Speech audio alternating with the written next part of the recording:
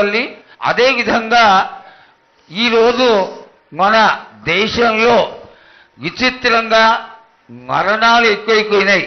అగ్ని ప్రమాదాలు, అలాగే తెలియకుండా మనుషులు కొట్టుకొని చచ్చిపోవడం, అనవసరమైనటువంటి రీతిలో మనుషులని చంపేయడం, ఇది ఎంతవరకు సబమైనటువంటి విషయం తల్లి. ఈ యొక్క పరిణామాలకి నా ఉద్దేశం నీ యొక్క పాత్ర కూడా కొద్దిగా ఉన్నదేమో. ఎందువల్లంటే పుట్టించేది, జీవించేది, మరణించేది అన్నిటికీ కారణమైనటువంటి నువ్వు, నీ ఆశీర్వాద బలం మా పైన తక్కువయ్యి మాలో ఈ విధమైనటువంటి మరణాలు సంభవిస్తున్నాయి. ఇవి జరగకుండా నువ్వు మళ్ళా ఉత్తరోత్తర ఈ విధమైనటువంటి ప్రమాదాలు జరగకుండా కాపాడాలని, ఆశీర్వదించాలని వేడుకుంటున్నాం. నాది మాత్రం కొద్దిగా ఉంటుందని అనుకుంటున్నారు, కానీ తప్పకుండా ఉంటుంది బాల. కానీ కాలం తీరిందంటే తప్పనిసరిగా ఎవరేది అనుభవించాలో అది తప్పనిసరిగా అనుభవిస్తారు బాలక. నేను మాత్రం దానికి అడ్డురాను బాలక. నా అయ్య చెప్పింది అయినా కానీ తప్పనిసరిగా పాటించాలి అని. కానీ మీరు కూడా నాకు సంతోషపెట్టడమేగా, సక్రమంగా పూజలు జరిపించండి, కొద్దిగైనా నాకు రక్తం చూపించండి.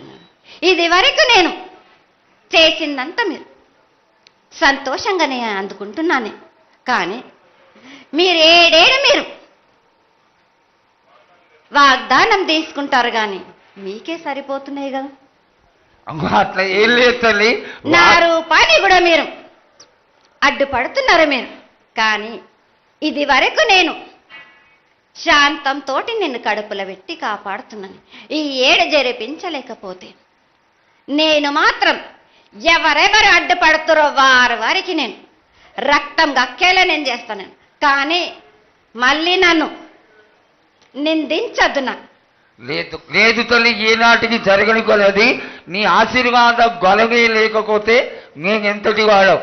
పూజలు పునస్కారాలు నీకు ఆనందపడేటువంటి విషయంగా ఖచ్చితంగా చేయిస్తాను తల్లి. అదేవిధంగా నా బాలులందరికీ ఒకటి విజ్ఞప్తి చేస్తున్నాను బాలక్క.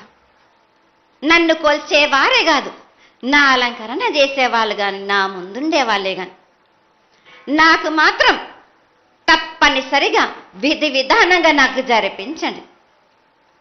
అమ్మా తప్పకుండా చేస్తాను తల్లి. అదేవిధంగా గ్రామ పెద్దలు, నగర పెద్దలు, కౌరులు, భక్తులు అందరూ నీకు ఎంతో ఘనంగా ఈ 3 సంవత్సరాల కంటే కూడా 100 రెట్లు ఎక్కువగా భక్తజన సందోహాన్ని ఆలయానికి వచ్చి ఎంతో గొప్పగా పూజలు చేశారు. ఈ పూజల యొక్క సంతోషాన్ని తెలియజేయ తల్లి. సంతోషంగా ఆనందంగా అందుకుని ఏటికొక్కసారేగా అందాం. బాలబాలికలు సంతోషంగా ఆనందంగా నాకు పూజలు అందించారు. నాకు వారి అందరిని నేను వెంటుండే కాపాడే భారం నాది. అరికాలకు ముళ్ళినట్టే నా ముడి వల్లతోటి బీస్తాను భారం నాది.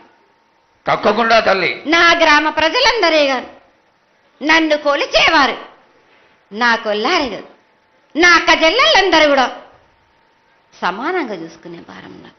తప్పకుండా తల్లి. ఏటికొక్కసారే కాదు, అందరి విషయంలో కూడా నేను తప్పనిసరిగా నేను తోడు నీడై నిలబడతా. నేను నా రాష్ట్రాన్నే కాదు, నా దేశాన్ని తప్పనిసరిగా కాపాడే భారం నాది. కానీ ఒక్కటి మాత్రం గుర్తించుకోండి, మీరు రాబోయే రోజుల్లో మహమ్మారి కూడా వెంటాడుతుంది. మీరు మాత్రం జాగ్రత్తగా ఉండండి. మీరు పాటించవలసినవి పాటించండి. అగ్ని ప్రమాదాలు కూడా జరుగుతాయి. వీటి గురించి కూడా తప్పనిసరిగా ముందే హెచ్చరిస్తున్నా నేను. తప్పకుండా తల్లి. అదేవిధంగా పోయిన సంవత్సరం నువ్వు చెక్కినట్టుగా వర్షాలు చాలా చక్కగా కొడతాయి. పాడికొండలు సస్యవృద్ధి చాలా బాగుంటుంది అని తెలియజేశావు. ఈ సంవత్సరం రాబోయే సంవత్సరంలో ఎంత ఆనందంగా ఉంటుంది, ఆనందంగా ఉండడానికి నువ్వు ఏం ఆశీర్వదిస్తావు తల్లి? ఈ ఏడు వర్షాలు తప్పగా కురుస్తాయి. పాడి పంటలు కూడా సమృద్ధిలా ఉండే చూసే భారం నాది. మీరు మాత్రం